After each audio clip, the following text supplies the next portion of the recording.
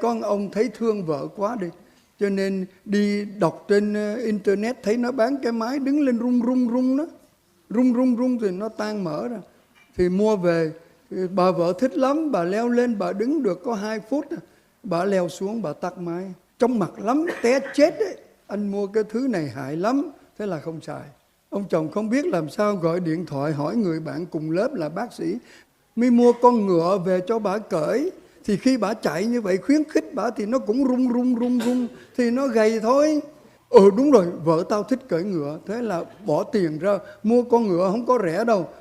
Vợ cởi được tuần đầu thấy thích lắm rồi. Ông bác sĩ bạn sau 2 tuần mới hỏi có kết quả thế nào. Tốt lắm, xuống cân rõ rệt đấy.